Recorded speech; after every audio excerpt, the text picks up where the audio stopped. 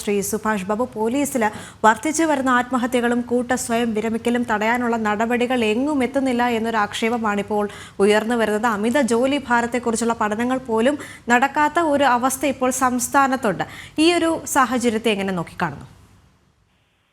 പോലീസില് ജോലിഭാരം ഉണ്ടെന്നുള്ള ഒരു സത്യമാണ്. തന്നെയുമല്ല, പോലീസിന് അവർക്ക് മനസാക്ഷിക്കനുസരിച്ച് ജോലി ചെയ്യാനുള്ള സാഹചര്യങ്ങൾ പോയി എന്നുള്ളതും അവരെ നിരാശാബാധിതരാക്കുന്നു എന്നുള്ളതാണ്. പൊതുവിൽ എന്താന്ന് പറഞ്ഞാൽ അധിക്ഷേപിച്ചും ഭീഷണിപ്പെടുത്തിയും ധിക്കരിച്ചും ആക്രമിച്ചും ദേഹോദരം ഏൽപ്പിച്ച് അങ്ങനെ പല രീതിയിൽ പോലീസിന്റെ മനോവീര്യം കിടക്കുന്നതിന് വേണ്ടി സംഘടിത ശക്തികൾ രാഷ്ട്രീയമായാലും മറ്റ് സംഘടനകളായാലും ശ്രമിച്ചുകൊണ്ടിരിക്കുമ്പോൾ സ്വാഭാവികമായിട്ട് അവർക്ക് സംരക്ഷണം ആവശ്യമുണ്ട്, അവർക്ക് മാനസികമായ സംഘർഷമുണ്ട്. അതിന് പരിഹാര മാർഗം എന്നുള്ള രീതിയിൽ പോലീസ് ഡിപ്പാർട്ട്മെന്റിലെ മേലുദ്യോഗസ്ഥന്മാര് മൊത്തത്തിലാണ് അതിന് പരിഹാരം കാണേണ്ടത്. കാരണം പോലീസ് സ്റ്റേഷൻ മൊത്തത്തിൽ ഒരു കുടുംബം മാതിരി ജീവിക്കണമെന്നാണ് പോലീസ് നിയമം തന്നെ പറയുന്നത്. കാരണം സ്റ്റേഷൻ ഹൗസിന്റെ ഓഫീസറാണ്. സ്റ്റേഷൻ ഹൗസ് എന്ന് പറയുന്ന ഒരു വീടിന്റെ പരിപാവനതയോടും പക്വതയോടുകൂടി സഹകരണത്തോടുകൂടി സഹനത്തോടും കൂടി പരസ്പരം സഹായിച്ചും സ്നേഹിച്ചും ഊഷ്മളമായി ജോലി ചെയ്ത് ജനങ്ങളെ സേവിക്കുക, ക്രമസമാധാനം ഉറപ്പുവരുത്തുക എന്നുള്ള അതിന് വിഘാതമായിട്ട് മേലുദ്യോഗസ്ഥന്മാരെ ഇവരുടെ പരാതികൾ കേൾക്കാൻ സംവിധാനം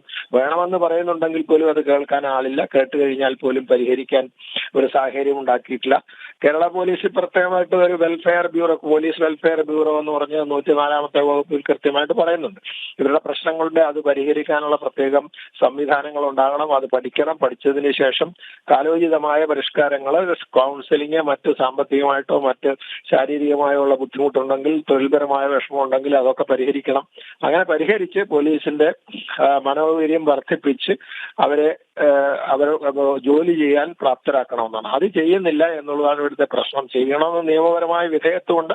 ഉദ്യോഗസ്ഥന്മാരെ അതിന് താല്പര്യമെടുക്കുന്നില്ല. താല്പര്യമെടുക്കുന്നതുകൊണ്ട് ഗവൺമെന്റ് അതിന് ശുഷ്കാന്തി കുറച്ചേ കാണിക്കുന്നുള്ളൂ എന്നുള്ളത് കൊണ്ടാണ് ഇതേമാതിരി എങ്ങനെങ്കിലും അവർക്ക് മാനസികമായി പിടിച്ചു നിൽക്കാൻ വയ്യാത്ത ആളുകളാവുമ്പോൾ ആത്മഹത്യ തീരെ വയ്യാത്തവരും ആത്മഹത്യയിലെ മറ്റാളുകൾ മതി സേവനം എന്ന് പറഞ്ഞ് അതിൽ നിന്ന് പിരിഞ്ഞുപോയി സമാധാനമായിട്ട് ജീവിക്കാമെന്ന് കരുതി ഒഴിഞ്ഞു പോവുകയാണ്.